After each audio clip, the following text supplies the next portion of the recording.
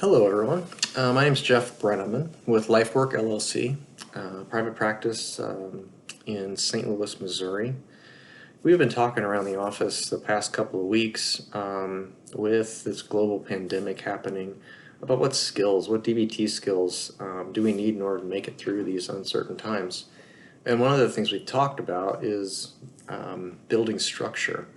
Many of us have had to stay home. Many of us, our routines and schedules have changed completely. Some of you watching might not be working right now. Some of you might be working from home. Everything's been thrown into disarray. And so we've been talking about doing a video over the past couple of weeks, and no one has gotten around to it. So here I am. I'm going to talk about some skills to use to make it through this global pandemic and some of the isolation that you might be feeling, some of that loneliness. So yeah, so I'm just going to talk for a few minutes about that this morning, although it might not be morning wherever you are. It's lovely right here. Sun is shining here in my corner of my bedroom where I've kind of carved out a little office space. So in DBT, we talk about emotion regulation and things that help reduce our vulnerability to emotion mind, or that intensity of emotion. And one of those things that can really help is building structure. Especially in times like this where our normal structures have been either thrown up in the air, maybe they've been eliminated completely. It's important for us to find some routine, to find some structure in order to kind of anchor our days and not fall into intense anxiety or big emotions that can derail us so that we're not doing those behaviors that we regret later on. So one of the things that I want to talk about is just actually sitting down and making a schedule. For some of you, it might be detailing out like really specific time frames for what you're going to do when you're going to get out of bed, doing things like brushing your teeth and taking a shower and all of those things. For some of you, it might be enough to just list off things that you want to do during the day. But I would suggest that you do some kind of schedule where you've got some things that you're doing each day that are routine, that help you feel better about yourself. So some of those things that I've done, actually personally, is every morning, except for Saturday, I have gotten up and I've taken a shower, washed my hair, shaved, even though nobody would know some days whether I did that or not. I've done that because it was important for me to have something that was kind of anchoring me there. Getting up is another one of those things that is really important. If your sleep schedule is thrown off, that's going to make things more difficult. You're going to be out of whack and out of routine. So we would suggest that you go ahead and you figure out a routine that might work for you. Something where you're going to bed at a certain time, getting up at a certain time, keeping some structure in your days. So here's kind of what I do. I'll just throw that out there. A little bit of vulnerability here. I get up. I've been getting up at 7 o'clock in the morning, and then getting some coffee. I got to have my coffee. That's really important. And then typically I'm grabbing my phone, I'm reading a little bit of news. If news triggers you, then don't do that. Like, maybe don't do that. Save that for one part of the day.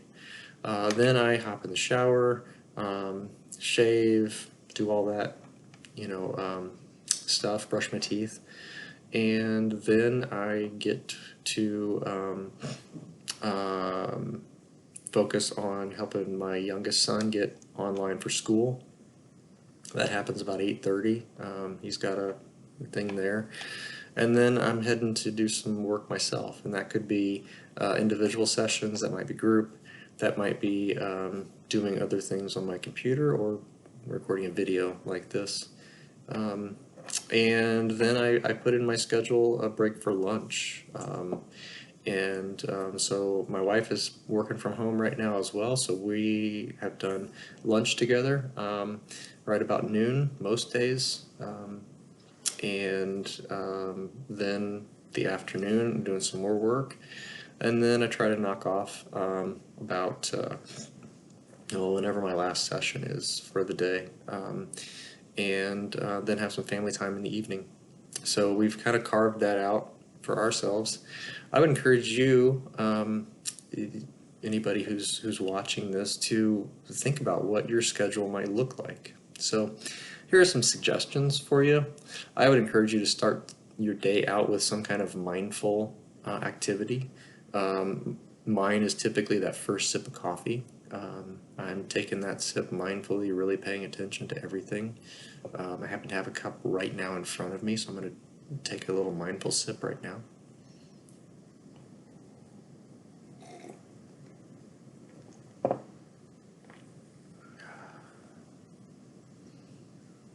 Yeah, I just noticed all of those sensations, what it smelled like as I brought it up to my my lips, that feeling of the liquid in my mouth, the warmth of that, the taste, what it felt like as I started to swallow it. So I would encourage you to do something mindfully in the morning.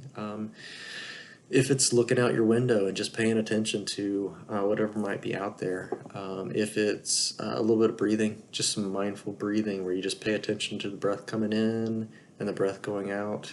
If it's maybe some mindful walking, get out, walk outside, or walk around your house, but something that gets you right into the moment there. And then I would encourage you to have some routine tasks that you're doing each morning. So some of those activities of daily living, those self-care sorts of things, washing your hair or taking a shower or brushing your teeth, or different things like that kind of do that. And then have some activities planned. If you don't have anything else to do, think about something that might make you feel productive, something that you might be able to do that would build some competence, that build mastery skill. This might be a great time to think about hobbies that you want to do some art, learn to knit. I don't know why those came to mind, but they did. But it can be any kind of activity that you're doing. I would also encourage you to put into your schedule some time to connect with people. Right now you can do that via FaceTime, Zoom, things like that. I know some people don't want to be seen, but it's actually helpful to be seen, to see and be seen. We don't have that social interaction like we normally do, getting together in groups, so think about doing that, connecting with people, at least via the telephone, not text. You can text, but there's something about hearing someone's voice that is very helpful for that connection. So pay attention to that. Make sure you're eating. Have the breakfast and have lunch and have dinner. Make sure that you've got some things put into your schedule that are just those really routine things. And then also plan for disruptions. Not everything's going to go the way we want it exactly. Maybe most things in a day won't go exactly as you planned them in this time. So have at your disposal some distress tolerance skills as well. If you don't know those, we've actually got some coaching videos at LifeWork that you can take a look at. You can Google them. But think about using some of the crisis survival strategies. Use temperature, use intense exercise, use paced breathing, use the paired muscle relaxation, something to bring that the intensity down so you can get back to what it is you want to do and how you want to spend some of your time. When you get frustrated, when you feel isolated, do some opposite action. Your frustration is going to make you want to potentially lash out. Maybe it's going to make you want to hide. The isolation might make you want to curl into a ball and hide in your bed. Don't do opposite action there. You might be able to see my bed behind us here is made. I didn't do that just for this video so that my room would look neat. That's just kind of an added benefit. My wife and I have done that each morning to kind of set things up so that the day has started.